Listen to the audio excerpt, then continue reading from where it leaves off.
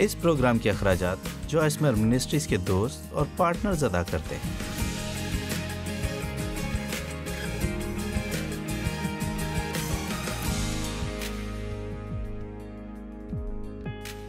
آپ کا بدن مسیح کے اعضاء ہے، وہ آپ کے وسیلے لوگوں سے محبت کرتا ہے۔ کیا میں یہ مسیح کے اعضاء لے کر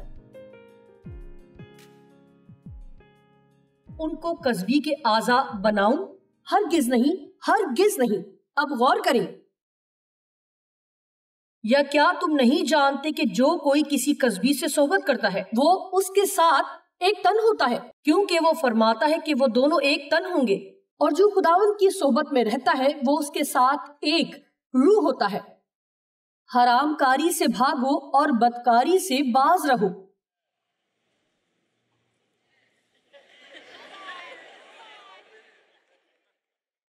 شاید آپ کو اس قسم کی باتیں چرچ میں سنے کافی وقت ہو گیا ہے، سو آج سننے کا وقت ہے۔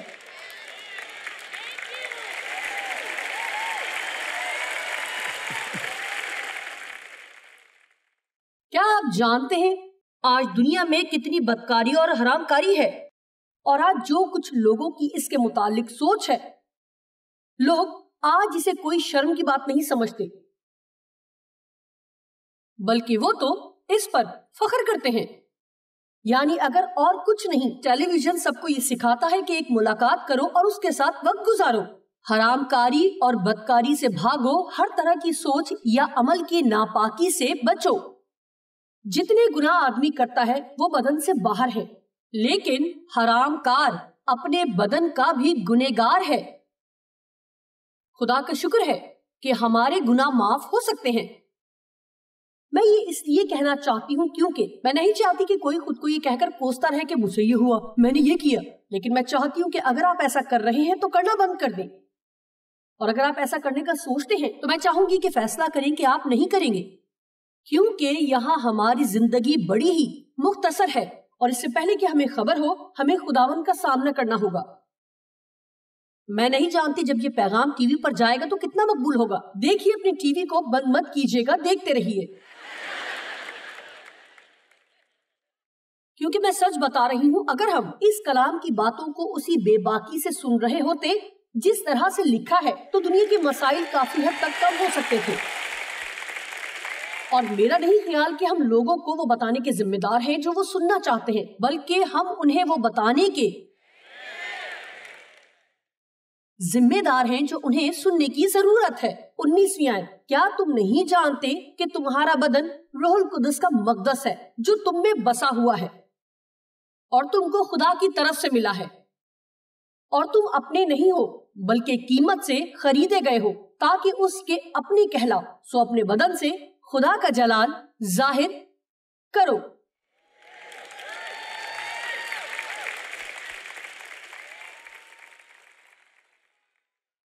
ٹھیک ہے، اب رومیو 12 کی 1، پس اے بھائیوں میں خدا کی رحمتیں یاد دلا کر تم سے التماس کرتا ہوں کہ اپنے بدن ایسی قربانی ہونے کے لیے نظر کرو۔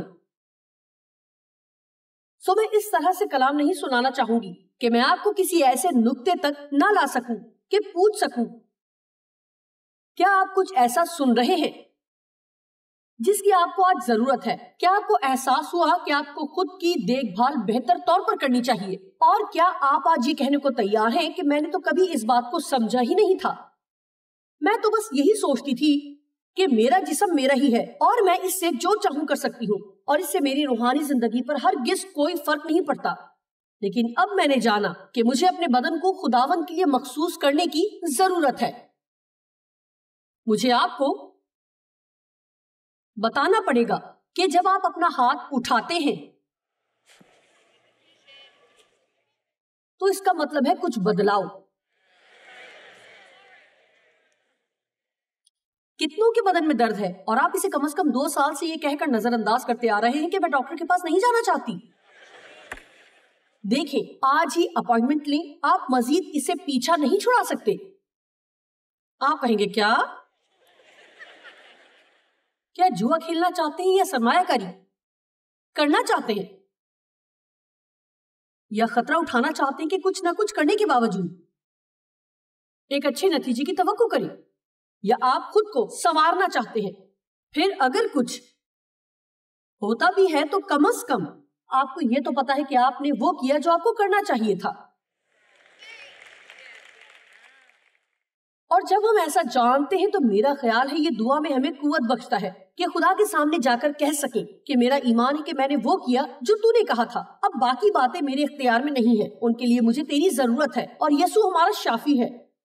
میرا ایمان ہے کہ آج یہاں جو بیمار ہے انہیں شفا دینا چاہتا ہے، یا بدن میں کوئی بھی تکلیف ہے۔ بائبل میں ایک شخص کا ذکر ہے جسے اس نے کہا میں نے تجھے شفا دے دی ہے، جا اور پھر سے گناہ نہ کرنا، ایسا نہ ہو کہ تجھ پر اس سے بھی زیادہ آفت آئے۔ میں یہ نہیں کہہ رہی کہ ساری بیماری کی وجہ ہمارے ذاتی گناہ ہے، لیکن ان میں سے کچھ ہیں۔ ہر بات کی کوئی ایک ہی وجہ نہیں ہوتی، لیکن ہمیں دل کو بڑا کرنا چاہیے تاکہ خدا ہمیں کچھ بتا سکے۔ آج میں بس اتنا ہی کہہ رہی ہوں کہ جب آپ پر مشکل آئے تو پہلا کام جو آپ کو کرنے کی ضرورت ہے وہ یہ ہے کہ خدا کے پاس جائیں اور دعا کریں، لیکن خدا سے بس مسئلے کا حل نہ مانگیں، اس سے پوچھیں کہ کہیں آپ کو کسی بات کو دیکھنے کی ضرورت تو نہیں۔ شاید آپ خدا سے قرض کی رہائی کے لیے دعا کر رہے ہوں اور آپ کو اپنے خرچے کم کرنے کی ضرورت ہو۔ اوہ، یہ تو سوچا ہی نہیں، مجھے اور توانائی کی ضرورت تھی، اور مجھ سے بس اتنا ہی کہا گیا کہ اچھا ہے جاؤ پیدل چلو، اور میں نے سوچا کہ میں تو ٹھیک ہوں، لیکن میں گھنٹوں گھنٹے بیٹھ کر مطالعہ کیا کرتی تھی، میں گھنٹوں ہوائی جہاز میں بیٹھ کر منادی کی خاطر سفر کیا کرتی تھی، اور 12 سال سے میں ہفتے میں 3 بار جم بھی جا رہی تھی، لیکن دل کی ورزش اور ہوتی ہے۔ میں بس آپ سے یہ کہہ رہی ہوں، ہلے جلیں، کوئی کھیل کھیلیں، واک کریں، کچھ نہ کچھ کریں، لیکن خود کو ہلاتے جلاتے رہیں تاکہ وہ زندگی جو آپ میں ہے بہنا اور کچھ کرنا شروع کریں۔ اور واک کرنا سب سے بہترین بات ہے جو آپ کر سکتے ہیں، اور اگر آپ کو لگتا ہے کہ آپ تنہا کچھ وقت گزارنا چاہتے ہیں تو یہ اس کا سب سے بہترین طریقہ ہے۔ میں جانتی ہوں کہ سب کو ایک ساتھی کے ساتھ پیدل چلنا پسند ہے، لیکن آپ کو یسوع کے ساتھ وقت گزارنا ہے تاکہ تھوڑی دیر کے لیے آپ کا ساتھی ہو۔ آپ کو باہر نکل کر کسی ایسے دوست کو ڈھونڈنے کی ضرورت نہیں جس کے ساتھ مل کر آپ دوسروں کی چغلی کر سکیں۔ آپ کو باہر نکل کر تھوڑی دیر کے لیے یسوع سے بات کرنے کی ضرورت ہے۔ آج مجھے بہت مزہ آ رہا ہے۔ اپنے بدن کو نظر کرو، یعنی ساری صلاحیتیں اور زور ایسی قربانی ہونے کے لیے نظر کرو جو زندہ اور پاک اور خدا کو پسندیدہ ہو۔ یہی تمہاری معقول اور باشعور خدمت اور روحانی عبادت ہے۔ یہ بات میرے لیے پچھلے 5 سالوں میں اس قدر حقیقی ثابت ہوئی ہے، خاص کر یہ کہ ہم خدا کے ساتھ شراکت میں ہیں۔ ہم بیٹھ کر سب کچھ خدا کو کرنے کا نہیں کہہ سکتے جب تک خود کچھ نہ کریں۔ بس چیزوں کی خواہش کرنے کے اس سے کبھی کام نہیں بنتا۔ ہمیں کہنا پڑے گا کہ خدا مجھے وہ اقدامات بتا جو کرنے کی ضرورت ہے تاکہ میں زندگی میں اس نتیجے کو پا سکوں جو میں چاہتی ہوں۔ بائبل میں رومیو میں لکھا ہے، عبرانیوں 12 میں ہے کہ بالفعل ہر قسم کی تنبیہ خودی کا نہیں بلکہ غم کا باعث ہے۔ جب میں نے شروع میں جم جانا شروع کیا تو میں 2 سال تک زخمی حالت میں رہی، اور مجھے پتا ہے یہ سننے میں عجیب سی بات ہے، او میرے خدایا، آپ کو نہیں پتا کہ میں نے کیسا درد سہا، اور میں آپ سے سچ کہہ رہی ہوں، اور جانتے ہیں کہ اکثر جب ہم صحیح کام کرنا شروع کرتے ہیں تو یہ بہت مشکل ہوتا ہے، بہت مشکل ہوتا ہے۔ میرے پاس روزانہ واک پر جانے کے لیے بالکل بھی وقت نہیں ہے۔ جی یقیناً آپ کے پاس وقت ہے۔ آپ جانتے ہیں، میں نے ایک بات کو جانا ہے کہ ہم جو چاہتے ہیں وہ کرتے ہیں۔ مطلب یہ ایک سیدھی سادی بات ہے، اگر آپ خدا کے ساتھ ایک بہتر تعلق چاہتے ہیں تو آپ اس کے ساتھ گزارنے کے لیے وقت نکال لیں گے۔ جو بھی ہم کرنا چاہتے ہیں وہ کر لیتے ہیں۔ وہ ہم کر لیتے ہیں۔ جو ہم واقعی کرنا چاہتے ہیں ہم کر لیتے ہیں۔ انسان کی مرضی بڑی غیر معمولی چیز ہے۔ خدا نے ہمیں آزاد مرضی عطا کی ہے۔ ابلیس ہمیشہ ہی آپ کی مدد غلط کام کرنے میں کرے گا اور خدا آپ کی مدد صحیح کام کرنے میں کرے گا. لیکن یہ ہماری مرضی ہے کہ ہم کیا انتخاب کرتے ہیں. لیکن یاد رکھیں میں کسی قسم کے قواعد و ضوابط لاگو نہیں کر رہی. میں بس اتنا کہہ رہی ہوں کہ پاک روح کی رہنمائی میں چلیں اور وہی کریں جو آپ کے خیال سے وہ آپ کو کرنے کا کہہ رہا ہے، اسی طرح جیسے آپ اپنی روحانی زندگی میں کرتے ہیں. آپ کو اپنی صحت کا بھی خیال رکھنے کی ضرورت ہے. سب کے حصے کا کام نہ کریں بلکہ ہمیں اپنا کام کرنا ہے. ہم خدا کے ساتھ شراکت میں ہیں. اس کا اپنا کام ہے اور ہمارا اپنا کام ہے. ہم اس کا کام نہیں کر سکتے اور وہ ہمارا کام نہیں کرے گا. میں پھر سے کہوں گی، ہم خدا کے ساتھ شراکت میں ہیں. اور سچ کہوں تو زندگی بے حد حسین ہو جاتی ہے جب ہم اپنی ذمہ داری کو سمجھ کر شروع کرتے ہیں اور وہ کرنے لگتے ہیں جو کرنے کی ضرورت ہوتی ہے. دراصل ایسا کرنے سے آپ کو خوشی محسوس ہوتی ہے جب آپ اچھی باتوں کا انتخاب کرتے ہیں، بھلے ہی وہ تکلیف دہ ہو، بھلے ہی وہ آپ کو زخم دے، بھلے ہی آپ کا وقت لیں، چاہے وہ مشکل ہو. اکثر اوقات کچھ مشکل کام کرنا ہمارے لیے اچھا ہوتا ہے.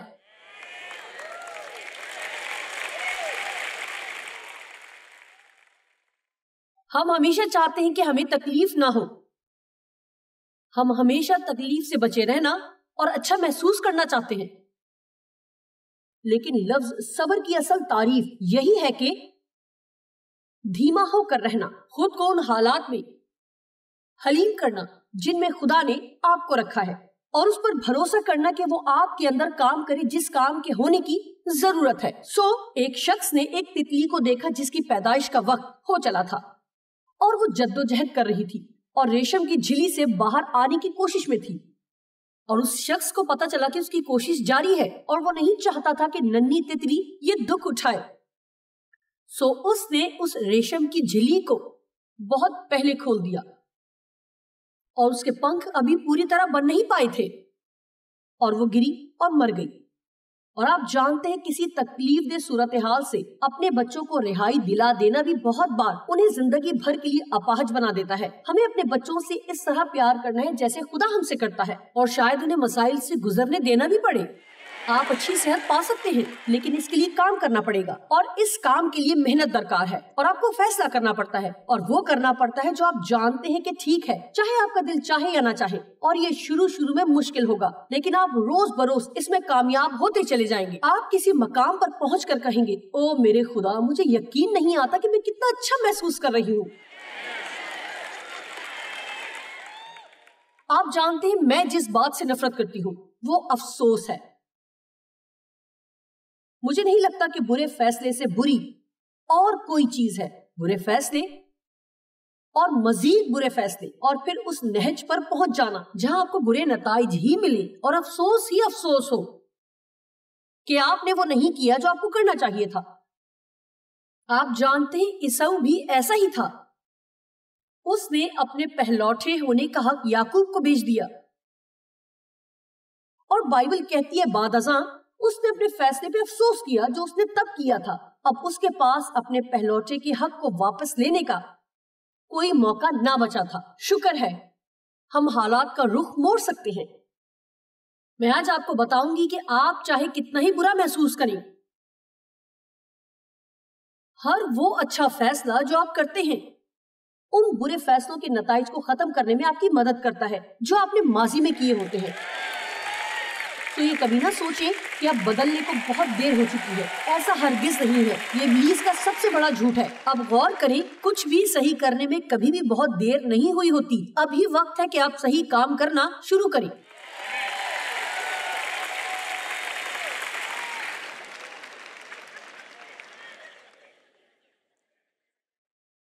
میں آپ کی منت کرتی ہوں کہ اپنے بدن یعنی اپنی صلاحیتیں اور سارا زور، روح، جان، بدن، ذہن اور جذبات، اپنی صلاحیتیں اور سارا زور ایسی قربانی ہونے کے لیے دے دو جو زندہ اور پاک اور خدا کو پسندیدہ ہو. یہی تمہاری معقول خدمت اور روحانی عبادت ہے. کیا میں آپ کو 5 ایسے اقدامات بتا سکتی ہوں جو آپ اپنی صحت کو بہتر کرنے کے لیے کر سکتے ہیں؟ اور پھر ابھی 6 باتیں میرے پاس اور ہیں لیکن وہ سب کھانے سے متعلق ہے، انہیں میں آخر میں بیان کروں گی۔ ہر روز تقریباً اپنے وزن کے آدھے برابر پانی پیئے۔ کچھ لوگ سوچتے ہوں گے میں تو ڈوب جاؤں گی۔ ایک بار میں نے کہا ہر روز تقریباً اپنے وزن کے آدھے برابر پانی پیے، اور ڈیو نے بعد میں مجھ سے کہا تمہیں پتا ہے تم نے انہیں کتنا پانی پینے کو کہا ہے؟ آپ میں سے کتنے لوگوں کو پانی پینا اچھا نہیں لگتا؟ میں آپ کو بتاؤں گی کہ ایسا کیوں ہے، کیونکہ آپ اسے پیتے نہیں ہیں۔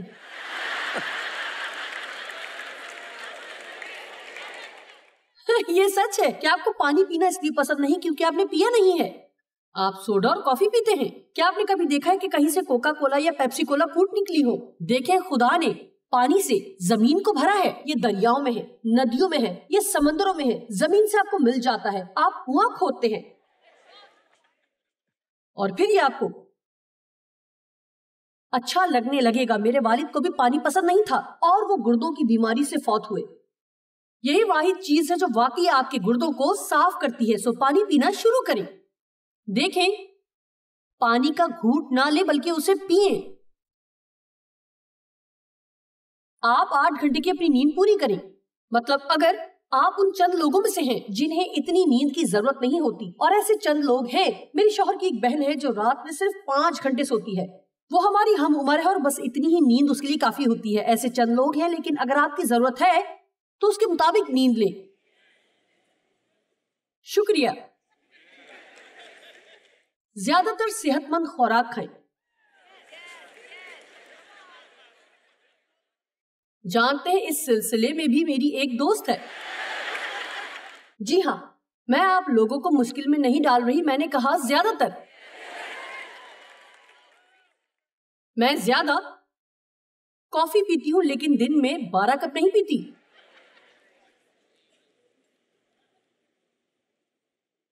میں ہفتے میں ایک بار میٹھا ضرور کھاتی ہوں۔ میرا خیال ہے ایسی چیزوں کے لیے کبھی کبھار خود کو اجازت دینی چاہیے تاکہ آپ کو یہ نہ لگے کہ آپ پر شریعت نافذ ہے۔ کیونکہ سچ کہوں تو اگر آپ کہتے ہیں کہ میں یہ کبھی نہیں کر سکتی، میں وہ کبھی نہیں کر سکتی، تو آپ خود پر شریعت لاگو کرتے ہیں۔ اس سے صرف اس کی خواہش میں شدت آئے گی۔ خدا نے شریعت اس لیے دی تاکہ لوگ جان سکیں کہ انہیں ایک نجات دہندہ کی ضرورت ہے۔ شریعت سے گناہ میں اضافہ ہوا۔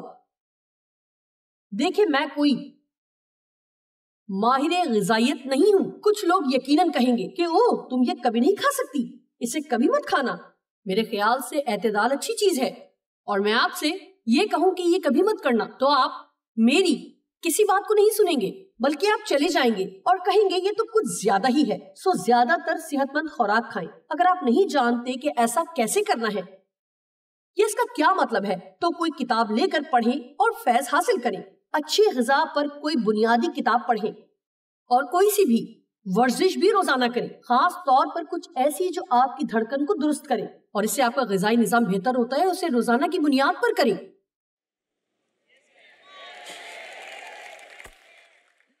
کچھ لوگ اتنا تھکے ہوئے کہ ورزش کا سوچ نہیں سکتے۔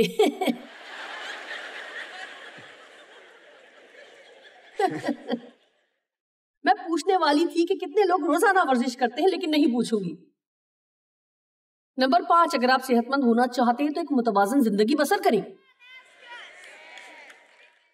شکریہ۔ اس کا مطلب ہے کام، آرام، کھیل، ہنسی مذاق۔ اپنی زندگی کو متوازن رکھیں۔ نمبر 1 پانی، نمبر 2 نیند، نمبر 3 زیادہ تر صحت مند خوراک، نمبر 4 روزانہ ورزش، نمبر 5 متوازن زندگی گزارنا، اور 6 باتیں اور ہیں۔ میں نے 6 یہاں کونے میں لکھا دیکھا۔ بلا وجہ کے دباؤ سے پرہیز کریں۔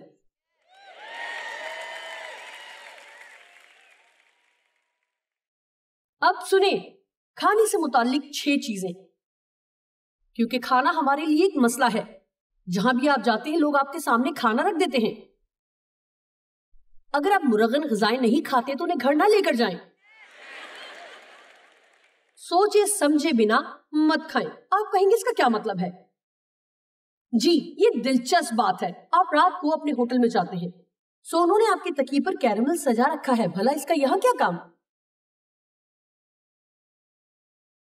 یا کسی قسم کی کوئی چاکلیٹ ہے، جانتے اسے کھول کر کھانا بڑا آسان ہے کیونکہ وہ وہاں رکھی ہوئی ہے۔ کئی سال پہلے میں نے پتا لگایا کہ اس میں کتنی کیلوریز ہوتی ہیں، اور وہ بس ایک چینی کا گولا ہے جس میں 100 کیلوریز ہوتی ہیں۔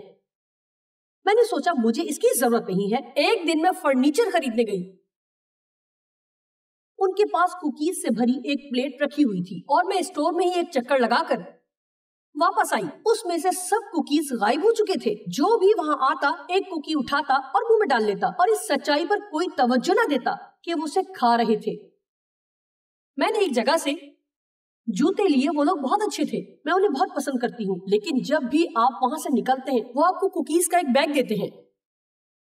مجھے کوکیز کی ضرورت نہیں ہے، اور اگر ضرورت ہوگی تو میں جا کر وہ والا خریدوں گی جو مجھے پسند ہے۔ میں اس پر تھوڑی کریم چیز بھی لگاؤں گی اور اسے آئس کریم کے ساتھ کھاؤں گی کیونکہ مجھے ایسے ہی کھانا پسند ہے۔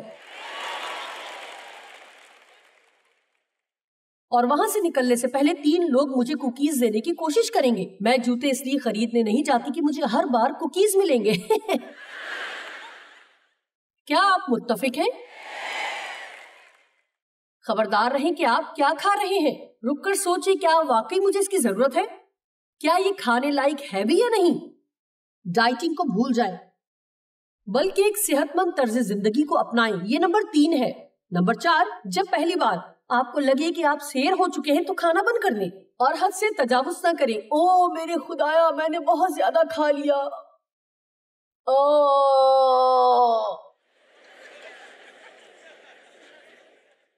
روزانہ دعا کریں کہ خدا آپ کی مدد کرے کہ آپ روزمرہ کی ضرورت کی خوراک لے سکیں۔ ہر وہ چیز کھانے سے احتیاط کریں جو کوئی بھی آپ کو دیتا ہے۔ نمبر 7، اپنے کھانے کی معلومات لیں کہ اس میں کتنی کیلوریز ہے، شوگر کتنی ہے، غذائیت کتنی ہے، کیمیائی مادے کتنے ہیں، وغیرہ وغیرہ۔ امید ہے آپ نے آج اسے اسی روح سے قبول کیا جس سے میں نے اسے پیش کیا ہے۔ میں حقیقتاً لوگوں کے لیے فکر مند ہوں۔ میں چاہتی ہوں کہ آپ اچھا محسوس کریں۔ یسوع ہمارا شافی ہے۔ بائبل کہتی ہے وہ ہمارے گناہوں کو معاف کرتا اور ہمیں شفا دیتا ہے۔ اگر آپ بیمار ہیں، دکھی ہیں، اگر کسی مرض کا شکار ہیں تو اس کے پاس جائیں تاکہ وہ آپ کو شفا دے، لیکن اپنی دیکھ بھال کرنے کو بھی تیار رہیں۔ خدا کا معجزہ کرنا بھی کچھ فائدہ نہ دے گا اگر ہم پھر سے جا کر اپنے آپ کے ساتھ زیادتی کریں گے۔ جانتے ہیں اس کے بعد پھر آپ اپنے فیصلوں کو لے کر بہت بہتر محسوس کریں گے اگر آپ وہ سب کریں گے جو کرنے کی ضرورت ہے، کیونکہ آپ اتنے قیمتی ہیں کہ آپ کا خیال رکھا جائے۔ آپ پر سرمایہ کاری کی جائے اور آپ کو حق ہے کہ ہر روز وقت نکال کر واک کریں اگر آپ کرنا چاہتے ہیں تو۔ آپ کو حق ہے کہ آپ اپنا خیال رکھیں اور یہی خدا چاہتا ہے کہ آپ کریں۔ خدا آپ کو برکت دے۔